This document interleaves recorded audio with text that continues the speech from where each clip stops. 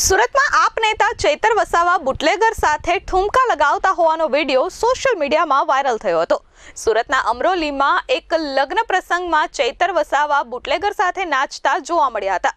ચૈતર વસાવાની બાજુમાં ખભે હાથ મૂકી નાચી રહેલ બુટલેગર સુરતના કામરેજ પંથકનો બુટલેગર બુદ્ધો ઉર્ફે બુદ્ધિયો હોવાનું જાણવા મળ્યું હતું। આમ આદમી પાર્ટીના ધારાસભ્ય અને બુટલેગર નાચી રહ્યા હોવાનો વિડીયો સોશિયલ મીડિયામાં વાયરલ થયો હતો, જેના પગલે ચૈતર વસાવાએ સ્પષ્ટતા પણ કરવી પડી હતી।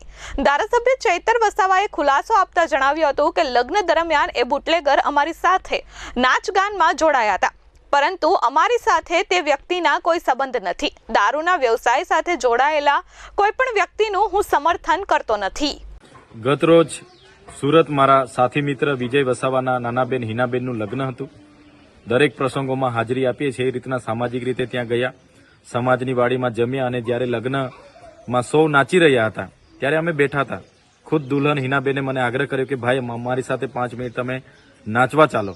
અમે જેવા નાચવા ગયા એટલે ત્યાં અનેક સાથી યુવાનો પોતાના ફોટા પડાવવા માટે અને વિડીયો બનાવવા માટે પણ મારી સાથે નાચવા માટે જોડાતા ગયા હતા અને એમાં એક વ્યક્તિ અમારી સાથે જોડાયો અને બીજા દિવસે સમાચારના માધ્યમથી જાણવા મળ્યું કે આ વ્યક્તિ કામરેજ વિસ્તારના મોટા બુટલેગર છે। ત્યારે એ વ્યક્તિ સાથે મારો કોઈ પરિચય નથી, અગાઉ અમે મળ્યા પણ નથી અને લગ્નમાં અજાણતામાં આ મારી સાથે નાચણું કરવા આવ્યા, એ હું પણ અજાણતામાં એ મારી ભૂલ થઈ છે। ત્યારે આ મારો ખુલાસો હું કરું છું કે દારૂના વ્યવસાય સાથે જોડાયેલા કોઈ પણ વ્યક્તિનું હું સમર્થન કરતો નથી।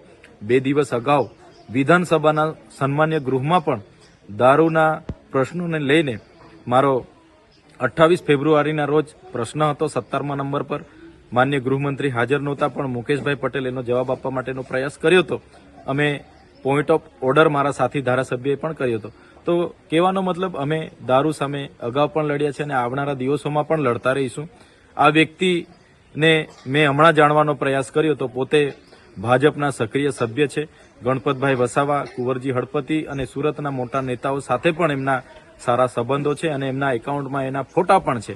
ત્યારે એ જ વાત હું કહેવા માંગુ છું કે જે પણ હોય અમે ખુલીને બોલવાવાળા લોકો છે, પણ આ અજાણતામાં ભૂલ થઈ છે જે મીડિયા સમક્ષ સૌને હું ધ્યાન દોરવા માંગુ છું।